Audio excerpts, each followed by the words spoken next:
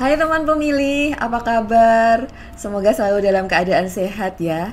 Terima kasih sudah selalu mengikuti media sosial KPU Provinsi Jawa Tengah, khususnya channel YouTube KPU Provinsi Jawa Tengah, untuk mendapatkan informasi tentang pemilu dan tahapan pemilu 2024. Teman pemilih, untuk podcast KPU Jateng episode kali ini kita sudah hadirkan tamu spesial tentunya yang selalu kita tunggu-tunggu begitu kehadirannya, dan beliau merupakan salah satu pimpinan KPU Provinsi Jawa Tengah. Langsung saja kita temuin beliau. Beliau adalah Bapak Muhammad Mahrus. Apa Ya, kabar baik Bapak? Mbak. Ya, Selamat datang di podcast KPU Jateng. ya, Perdana nih. ya. Perdana ini sampai ke sini nih. Ruangannya sejuk juga ya ternyata Ah, ya. Walaupun posisi di pojok, tapi betul ternyata betul. juga nyaman juga ini. Ya kita upayakan nyaman biar tamunya juga betah Ya, Pak di sini. ya. Apresiasi banget sini teman-teman ini. Bagus juga ini. Iya betul sekali ini. Apalagi pesan pertama Hmm. di podcast.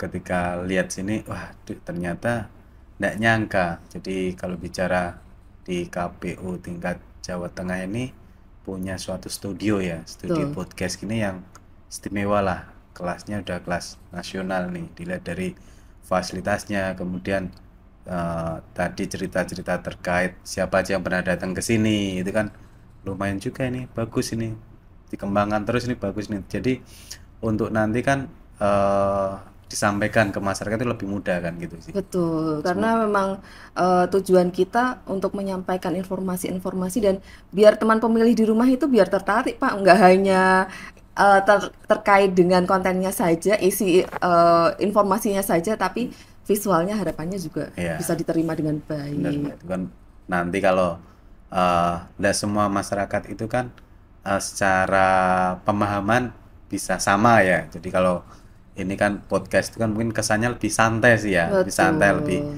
ke masyarakat yang lebih bisa lebih memahami gitu kan. iya Gitu betul. sih. Bapak, selamat ya Pak, salah satu pimpinan terpilih untuk periode 2023-2028. Makasih Mbak. Terima kasih itu. Terus dilantik kemarin. Ini Belum ada kita sebulan ini saya. Ini perkenalan untuk teman pemilih juga. Salah satu pimpinan KPU Provinsi Jawa Tengah yang dilantik oleh Ketua KPU RI. Tanggal berapa, Pak? Waktu itu, Pak? Kemarin 24 bulan 24 kemarin gitu kan, 24 September September 2000. 24 bulan kemarin. Ternyata ini yang paling unik nih, satu saya ternyata termuda dari Wah, 7 itu yang termuda gitu ya. wah, termuda.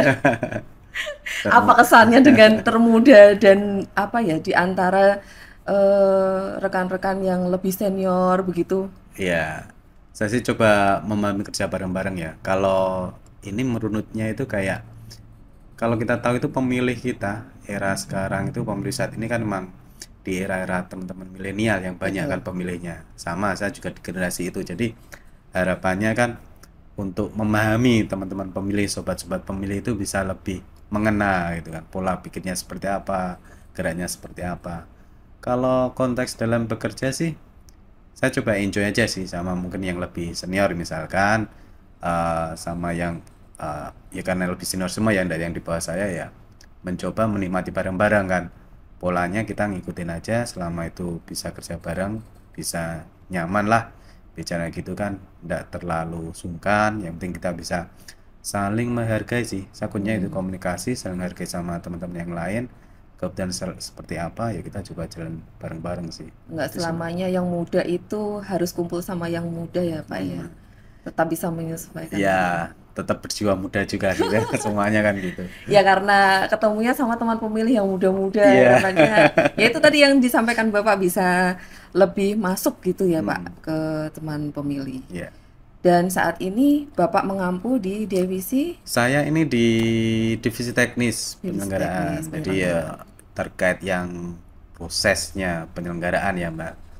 Termasuk kemarin kalau bicara teknis itu kan yang mendaftar peserta, kayak gitu, ada peserta pemilunya, partai Betul. politik, kemudian ada yang persorangan, DPD, kemudian ini kita lagi getol-getolnya terkait pencalonan. Jadi setelah partai politik ada, itu kan dia ngajuin calon-calonnya, bakal calonnya lah. Ini kita lagi detik-detik mendekati DCT, daftar calon tetap. Nah, Nah, ini detik-detik informasi ini kan. ini Pak yang mungkin juga dicari oleh teman pemilih pada saat ini.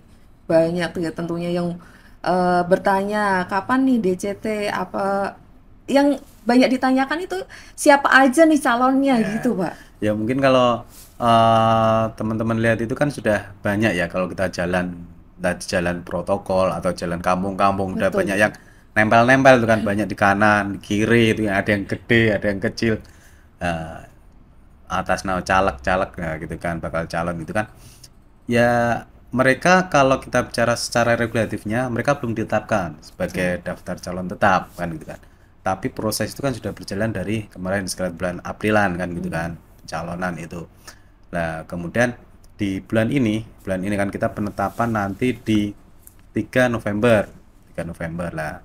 Di sebelum penetapan ini bulan awal bulan ini kemarin setelah pengumuman di JS kita lakukan partai politik itu masih dapat melakukan perubahan-perubahan ketika Oh, DCS itu diumumkan masih ya.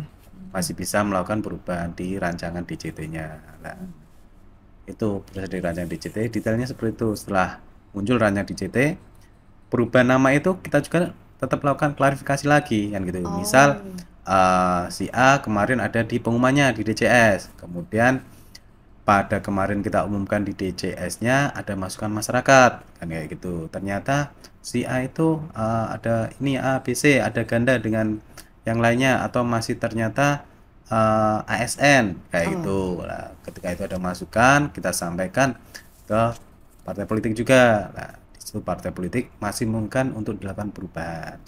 Si Oh. A, oh ternyata ASN digantilah dengan yang lainnya. Itu masih memungkinkan.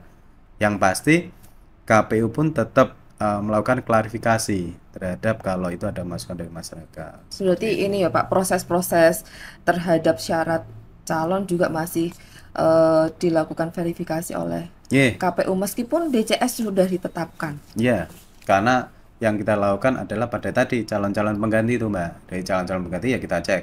Ketika calon pengganti otomatis kan dia baru Ya.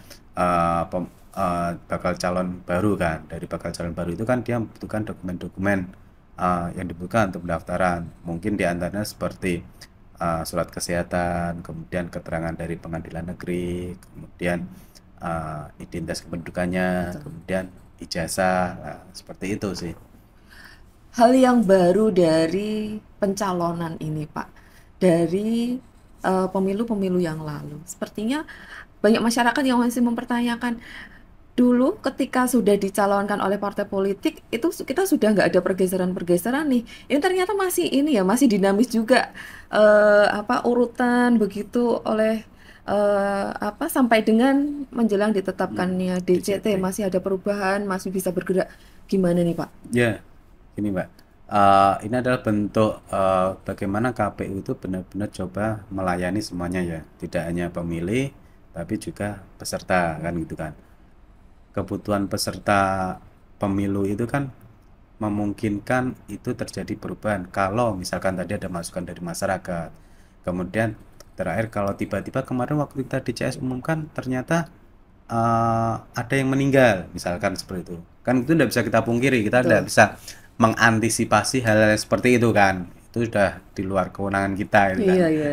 Nah, itu gimana prosesnya harus dipilih ya masih memungkinkan kemarin ada diatur di PKPU dan kemarin ditegaskan di surat dinas itu menyampaikan kalau ada yang meninggal dari bakal caleg itu silakan masih bisa mungkinan diganti. Hmm. Tapi memang kita tetap ada batas waktunya biar ini kan pemilu itu ada tahapannya biar tetap jalan terus. Nah, mungkin kan itu berganti terus-menerus untuk penggantian itu kan sampai nanti tanggal 21 bagi Oh. calon yang meninggal tersebut. Contohnya kan kayak gitu. Nah, nanti setelah penetapan di DCT di 3 November itu ya sudah selesai. Titik Tidak ada poinnya di situ. perubahan-perubahan Karena lagi. proses setelah ditetapkan itu udah BNM-nya sudah muncul, Iya. bergeser lagi ke arah untuk pencetakan logistiknya, surat Oh. suaranya, kan gitu. Iya, iya. Itu prosesnya di situ, Oh. kegunaan di situ sih. Iya, iya. Dan kayaknya nih Bapak langsung running nih ke apa teknis pencalonannya nih. Ya, Bapak sebenarnya di jadi penyelenggara pemilu ini sudah berapa lama nih Pak? Ya kalau tertarik di penyelenggaraan pemilu waktu pertama kali saya masih pengalaman waktu kuliah itu sudah ikut di forum rektor gitu kan Hmm. sebagai eh, pemantau gitu kan, pemantau. Saya masih ingat kok kan ketika itu saya kan kuliahnya di Diponegoro, di Tembalang, di Undip Tembalang. Saya jadi pemantau TPS itu di Java Mall itu. Yang sekarang jadi Java Oh, Mall itu kan di lantai bawah ada TPS di sana tuh. oh iya iya. Nah, jadi itu pengalaman pertama Itu saya. cikal cikal Ya, cik anu ya Pak. eh, Sudah tertarik ya di itu pemilu nih. itu di situ ketika mulai senang di situ tahu kondisi realnya di TPS itu seperti Iya apa iya. belajar. Karena sebenarnya core-nya itu kan perpindahan dari apa yang pemilih maksudkan gitu kan. Haknya pemilih itu kemudian dijadikan kursi itu kan titiknya di TPS Tet- tersebut kan jadi suara itu Dan sih dari ini belajar ya, itu akhirnya berkembang nggak tahu sampai akhirnya bisa duduk di sini sama Mbak Nunung ya kayaknya ya.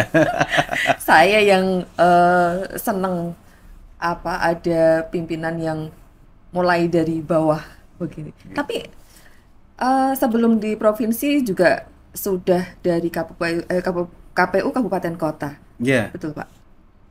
periode yang lalu saya di KPU Kabupaten Gerobokan ya, kebetulan di sana pegangnya divisi Rendatin, Perencanaan Data Oh. dan Informasi. Kalau itu terkait mendata paling pointernya adalah mendata pemilih, melayani pemilih. Jadi waktu kemarin saya di kabupaten melayani pemilih dan sekarang di sini saya melayani pesertanya. Peserta. Jadi sudah hampir semuanya nih Ya, Pak dilayani dan secara teknis ini banyak ini ya Pak apa peminatnya informasi-informasi yang dikelola oleh Bapak. oke. Jadi gini Mbak, salah satu lagi ketika saya lihat pemilu kali ini ya, pengembangan termasuk ini kan podcast ini pengembangan teknologi informasinya cukup bagus kan gitu kan. Jadi kita ada info pemilu. Kalau di pemilih itu ada cek DPT online Betul. misalkan itu kan teman-teman pemilih bisa ngecek langsung gitu kan. Nggak perlu kok report-report ke pengumuman yang kayak dulu kan gitu kan. Iya. Bisa cek via HP entah itu di kamar seperti itu cek nik. Nah, sehingga dia tahu dia sudah terdaftar sebagai pemilih, kemudian di TPS mana, kemudian kalau melakukan mau proses pindah memilih dan lain sebagainya. Begitu juga kalau kita membutuhkan informasi terkait bakal calon ini kan gitu kan. Kemarin waktu DCS diumumkan itu juga bisa diakses juga di info pemilu tersebut. Sehingga kita tinggal lihat DPRD mana, kabupaten mana, atau provinsi mana, dapil berapa, Iya. kayak gitu kan, caleg nomor berapa, itu kan bisa ketahuan. Walaupun itu sebagai informasi awal, ini mungkin saya ambil cerita ketika dulu senior saya yang sudah aktif di kepemiluan gitu kan, dia bilang idenya itu sosialisasi dalam genggaman. Oh. Gitu lah. Mungkin yang sekarang itu terciptanya sekarang. Jadi memang dalam genggaman kita bisa lebih tahu siapa sih, apa sih lah, bisa terinformasikan lebih mudah lah. Nah, itu sih. Mungkin sekarang itu informasi terkait pemiluan itu lebih mudah. Iya betul. Menyesuaikan juga dengan kebutuhan teman pemilih terutama Ya, benar juga yang Mbak. Yang tadi kita cerita bahwa generasi saat ini kan 50% pemilihnya kan generasi milenial yang ya. sudah mapan lah dengan megang HP smartphone kan gitu Iya. ya. Apakah ini juga upaya KPU untuk lebih dekat dengan pemilih Ya, dengan menyajikan informasi yang ya, lebih mudah gitu, Pak? ya bisa diartikan seperti itu. Tapi karena kan tadi pemilihnya yang cukup banyak kan Ya. di atas 50% sendiri dan pola pikir teman-teman yang kaum milenial itu, generasi milenial itu kan pasti lebih mudah mengakses itu ya Ya. dibandingkan yang udah usia senior-senior lah saya sebutnya kayak gitu kan. Tapi kita pun tetap ber ada porsi juga untuk misalkan teman-teman yang udah senior kita secara luring pun kita lakukan. Kita tetap dua ambil bagian lah. Monggo kan kalau Mbak Nun kan mungkin lebih hobi GoFood ya, pakainya Shopee ya gitu Wah, kan. ketahuan, ketahuan, ketahuan. Sudah, Gitu. Pak. Kayaknya itu sudah apa? Terjadi ke teman pemilih juga nih, Pak, yang suka ke Mm-mm. apa? Dengan menggunakan dengan So, kemudahan sebenarnya, Pak. Bukan hanya belanjanya yang jadi perhatian, tapi memudahkan. Biar cepat sih, Pak. mm, Generasi sekarang kan pengennya yang cepat-cepat mm, termasuk untuk pemilu. Benar mm. nggak, Pak? Nih, Pak. Iya, benar itu. Ya, karena kan harapannya kan mungkin nanti ke depannya kan ini pengembangan ini sudah jalan, tadi kita bicara ke pemilihnya kan. Betul. Pemilihnya sudah jalan, pesertanya sudah jalan, bahkan kita untuk informasi ke pemilih terkait pesertanya di yang diumumkan sudah ada, teman-teman pemilih bisa lihat itu aja. Itu pun dari sorry, dari pesertanya kita juga sama hampir mirip kayak gitu. Jadi kita untuk proses pencalonan ini ya kan kita juga ada aplikasinya ya. Silon namanya, aplikasi pencalonan tersebut. Proses apa ya, informasi transformasi dan itu pun juga dilakukan secara teknologi informasi. Pertama itu memang menghemat ketika kita bicara anggaran dalam pencetakan, paperless lah, itu lebih berhemat sangat sekali. Saya merasakan itu, teman-teman dari peserta juga tidak merasa kerepotan ketika dia harus melakukan pencetakan, Ya, yang kemudian dulu harus ini ya, Pak, harus hard mengumpulkan copy berbox-box ya gitu. gitu kan. Lu inget kan berarti kan berapa box kalau mau Ah, datang iya, iya. ke sini kan berapa box gitu Betul, kan. betul. Kalau sekarang kan cukup mudah aja dari rumah kita upload. Bahkan sampai mudahnya proses itu, teman-teman peserta pun kita fasilitasi ke sini juga. Misalkan datang ke sini cuma bawa laptop, ada permasalahan apa, di kita ada helpdesk, kita coba layanin peserta seperti apa, ada permasalahan mungkin dokumennya kurang secara soft copy, bisa disesuaikan, bisa diambil, tinggal diupload. Kita bantu di sini dengan helpdesk. Nah, proses-proses itu kan uh, cukup menyenangkan kalau saya lihat di era sekarang, tidak terlalu merepotkan sih. Kalau yang tadi sampaikan bahwa berbox-box itu kan Iya, cukup susah juga kan gitu kan. betul. Ya, apa? Tapi juga ada ininya, Pak. Ada memorinya juga jadi histori buat kita pernah melaksanakan pemilu yang kita harus mencermati nama-nama dan apa NIK harus Ya, sesuai antara ya, KTP ya, dan daftarnya ya, itu ya, histori juga buat kita yang pernah menjadi bagian dari sejarah. iya. Saya ingat juga itu, Pak. Jadi waktu itu wis satu mbok wis dibagi dua, bagi tiga kan Iya, gitu kan, iya. nyocokin. Saya nyebut ini, oke, ini ya. Dan itu mesti terasa untuk Bapak Ibu yang bergabung menjadi penyelenggara pemilu pada saat itu. Dan pasti kerasa juga ya Pak perubahannya di saat ini untuk eh, penyelenggara begitu. Iya, iya. Di bawah kondisi di bawah kayak gitu Iya, sangat terasa gitu ya. iya, sangat pasti kan. Apalagi nanti kan, setelah kalau saya bicara gini, proses ini kita, informasi ini benar-benar terbuka ya kan, itu kan lebih mudah diakses. Ini kan harapannya masyarakat itu bisa lebih percaya pada prosesnya kan, itu kan. Beda kalau memang tertutup nggak kelihatan, mungkin masyarakat akan bingung prosesnya seperti apa. Tapi kalau ini benar-benar kita udah sampaikan dari tadi, ada info pemilu, bisa diakses di mana saja dengan mudah gitu kan. Harapannya nanti proses terakhirnya di endingnya ketika kita bicara hasilnya itu masyarakat juga bisa lebih mempercaya itu. Apa sih yang kita lakukan, proses-proses dari KPU sebagai penyelenggara ini kan udah jelas.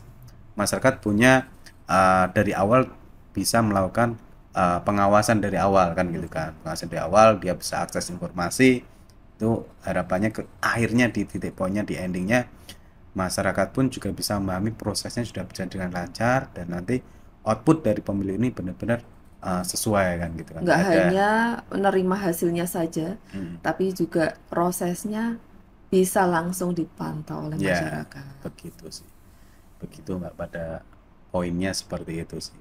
Iya. Apa yang kita lakukan ini ending di sana, tapi dari poin start ini kita sudah, masyarakat sudah Pro terinformasikan ini kan. ya, pro ke apa? Ke masyarakat ya, Pak? Ya pastilah, keterbukaan informasi itu kan penting ya Mbak. Betul. Kalau kita tidak terbuka ya gimana masyarakat bisa menilai kan gitu kan, poinnya itu kan. Selama kita terbuka, informasi kita sampaikan sesuai dengan apa yang ada, masyarakat bisa menilai sendiri sih. Ya itu kan kalau kita bisa menangkal informasi-informasi yang kurang benar ya, bicarakan seperti itu. KPU lakukan itu di depan kan gitu. Transformasi informasinya seperti itu. Berarti langsung ada datanya nih ketika ada berita-berita yang Hoax misalkan gitu ya. hoax, KPU langsung Ya. dengan cepat. Ya, dengan cepat kan masyarakat bisa membedakan sendiri. Jadi informasi terkait kepemiluan ya silakan akses di KPU. Itu kan pasti lebih kredibel kan, pasti wong kita yang sebagai penyelenggaranya kan. Kita yang tahu prosesnya, bukan masyarakat, bukan teman-teman yang lain atau lembaga-lembaga lain yang menurut saya kok kalau itu muncul dari berita yang media-media kurang, bukan mainstream ya, media-media yang kecil ya perlu dipertanyakan kalau ada yang berbeda. Itu sih, Mbak. Ternyata ini pengalaman Bapak cukup banyak. Muda tapi berpengalaman ternyata. Tapi ini Pak, dari pengalaman-pengalaman yang sudah Bapak lalui, apa sih Pak bedanya gitu ketika Bapak ada di kabupaten kota dengan saat ini ada di provinsi? Ya. Yang saya rasakan belum ada sebulan ini ya, saya merasakan itu proses supervisinya. Jadi supervisi ke teman-teman kabupaten. Kita ada 35 kabupaten kota. Karena permasalahannya akan berbeda-beda. Jadi kemarin di ketika satu kabupaten, bicara aja ketika pencalonan ini cuma ada 1-2 kasus aja selesai. Kalau kita bicara di 35 kabupaten kota ini dan satu provinsi ternyata permasalahannya berlipat-lipat gitu kan. Nah itu yang memang membutuhkan ekstra ketika kita harus melakukan kontrol di situ kan. Kita tetap melakukan supervisi kepada teman-teman di kabupaten, 35 kabupaten, dan juga kita menyelesaikan di pencalonan di tingkat provinsi. Proses itu kalau kita coba awal, saya selalu mencoba kita bicara pada teamworknya. Jadi kan teamwork di kita bangun untuk bisa menjalankan proses-proses tersebut. Kan banyak kasus sih Mbak, ini kita pencalonan kemarin gitu kan, yang cukup ya minta waktu kan untuk kita selesaikan dengan cepat gitu kan. Contohnya, kalau mau contohnya itu bicara mungkin ada yang kasus misalkan ada masukan gitu kan, ada masukan dari Bawaslu. Jadi dari Bawaslu memberikan masukan ke KPU kabupaten kan gitu. Nah ini kebetulan kan kita cuma bicara di nomenklatur perihalnya. Permasalahan di situ aja sih sebenarnya kan. Ketika bicara di situ apa yang harus kita eksekusi kan berbeda gitu kan. Ketika bicara himbauan ataukah saran perbaikan ataukah cuma masukan aja itu kan berbeda lah. Sikap di penyelenggara di kabupaten kan juga harus seperti apa dan itu harus sama semuanya gitu kan. Itu orkestrasinya dia. Itu membutuhkan awalnya kan kalau kita misalnya tegang-tegangan sama teman Bawaslu itu kan juga tidak selesai. Makanya kan kita coba komunikasikan dengan halus prosesnya seperti apa, kita komunikasikan dengan teman-teman di Bawaslu provinsi apa yang harus kita lakukan biar ini terselesaikan kan kayak gitu ya. Itu harus. Dan kedua, kalau misal ada satu kasus yang dari hampir mirip dan kita harus coba selesaikan itu yang sama, benar-benar sama di semua kabupaten sejateng ini. Contohnya misalkan ternyata ada peserta yang harusnya ini sudah tutup, misal tanggal 3 kemarin harusnya sudah tutup kan gitu kan, tapi ternyata ada beberapa peserta yang masih nambah dong, masih nambah lah. Kita harus harus tegas kan gitu, di kabupaten dilaporin, Pak ini ada yang mau nambah Pak, gini, wah ya enggak, kita bicara regulatifnya harus sudah tutup tanggal 3 tutup aja. Menguatkan jajaran di bawahnya begitu ya Pak. Soalnya kalau satu di kabupaten kota diperbolehkan, otomatis yang lainnya kan berkembang. Jadi mungkin ikut jadi tidak setara, tidak adil lah terhadap semuanya. Ya itu yang kita coba bangun. Treatment yang hampir sama tapi tidak bisa diberlakukan sama untuk semua wilayah. Ada ini ya Pak, tetap punya trik-trik untuk men-treat jajaran di bawahnya begitu. ya sebutnya rekan-rekan di bawahnya ya, teman-teman di kabupaten kota itu saya coba kontrol, ada alat kontrolnya lah buat teman-teman, prosesnya seperti apa. Misal tadi caleg-caleg yang ada perubahan sebanyak berapa lah, itu kan kita pantau terus. Jadi kalau misal kita uh, actionnya kok seperti ini, kita coba komunikasikan apakah sudah sesuai, misalkan bukti dukungnya seperti apa, bukti administratifnya seperti apa, apakah sudah ada atau belum, dan lain sebagainya. Yaitu bentuk kontrol kita kan, karena kita ndak pengen misal di provinsi selesai tapi di kabupaten kota di Jawa Tengah ndak selesai, kita kan juga ndak mau. Tapi Betul. semuanya selesai semua dengan Clear. selesai lah, clear. Clear dari bawah sampai dengan di provinsi untuk Jawa Tengah. Ya, Harapannya mesti clear semua ya Pak. ya, Dan harapannya juga nggak ada permasalahan apapun sih ya, sebenarnya. ya, itu targetnya adalah seperti itu, Mbak. Luar biasa sekali ini. Eh, Begitu apa mulai bertugas langsung diberondong dengan tahapan yang luar biasa. Dan menjelang penetapan DCT, sebenarnya KPU Jateng sedang ngapain Pak? Ya. Kalau ini kemarin kita sudah melakukan klarifikasi kan gitu kan, klarifikasi beberapa calon yang baru kan gitu kan, kita verifikasi, kemudian ada yang dokumennya kurang jelas, kita lakukan klarifikasi, udah selesai lah. Ini proses kita rekapitulasinya seperti apa, proses di situ kemarin dari calon-calon yang baru tersebut, termasuk kita juga melakukan klarifikasi surat-surat dari Bawaslu di teman kabupaten kota itu kan, ditemukan banyak surat dari Bawaslu itu yang menyampaikan perlu ada masukan-masukan terkait beberapa calon, itu sudah ditindaklanjuti sama teman-teman di tingkat kabupaten kota kan, untuk dilakukan klarifikasi terhadap calon-calon tersebut. Nah, habis itu kita lakukan ini nanti akhir bulan penyusunan DCT-nya, kemudian penyusunan DCT-nya kalau misal itu ya diklarifikasi ternyata kok bakal calon tersebut tidak memenuhi syarat, ya tidak memenuhi syarat kita coret, kalau memenuhi syarat ya kita masukkan sebagai DCT dan ditetapkan nanti di tanggal 3 November. Setelah itu baru nanti DCT yang ditetapkan itu kita umumkan di tanggal 4 tersebut. Nah, di situ nanti masyarakat, teman-teman pemilih bisa melihat lagi. Kemarin DCS, sekarang udah DCT udah tetap diumumkan. Nah, itu nanti sebagai dasar dalam pencetakan surat suara nanti. Dan yang akan dipilih oleh teman pemilih. Ya, betul sekali itu.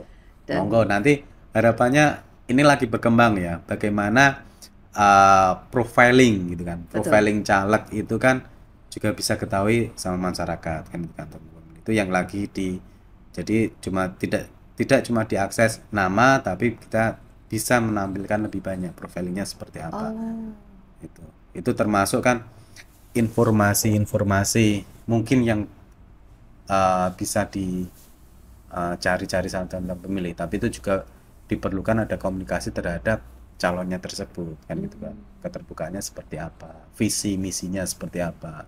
Sebenarnya data visi misi itu juga sudah ada di aplikasi tadi Silon itu, tapi tergantung itu secara regulatif itu kan masih dibatasi kan gitu kan. Nah, ini nanti perkembangan seperti apa, informasi seperti apa yang bisa dipublish ke masyarakat terhadap calon-calon tersebut. Kan kalau informasi pribadi kan memang banyak yang masih harusnya secara regulatif kan tidak disebarkan. Kasus kalau itu disebarkan kan khawatirnya dimanfaatkan orang lain untuk sesuatu yang berbeda kan gitu kan. Itu sih ya, ini masih didiskusikan seperti apa sih formulasinya biar pemilih juga bisa tahu profilingnya dan secara regulatif memang itu dibenarkan, dan calon-calon pun juga nyaman apa yang disampaikan. Dan yang jelas jangan lupa 14 Februari hadir ke TPS untuk memberikan suaranya. Pasti itu. Iya. Bapak terima kasih sudah berkenan hadir di podcast KPU Jateng, dan kita nantikan kehadiran Bapak selanjutnya dengan informasi-informasi yang mesti lebih banyak dan lebih ditunggu oleh teman pemilih. Tahapannya masih panjang ya Pak? Ya, masih panjang. Dan harapannya pemilu 2024 lancar, sukses, dan harapan masyarakat juga hasilnya sesuai dengan yang diharapkan oleh masyarakat. Ya, yang penting kita sebagai penyelenggara tetap berintegritas lah, itu pasti. Siap. Ya, gitu ya, Pak ya. Terima kasih sekali lagi dan sampai ketemu lagi nanti di episode selanjutnya, Pak. Oke, terima kasih Mbak Nunung. Terus sudah bisa datang ke sini. Baik. Ya. Baik teman pemilih, demikian tadi bincang-bincang kita bersama dengan Bapak Muhammad Mahrus. Beliau merupakan salah satu anggota KPU Provinsi Jawa Tengah dan terima kasih sudah selalu mengikuti media sosial KPU Provinsi Jawa Tengah. Dan jangan lupa share, like informasi yang ada di media sosial KPU Provinsi Jawa Tengah. Jumpa lagi dengan saya Nunung nanti di episode selanjutnya. Podcast KPU Jateng terupdate bersuara kepemiluan.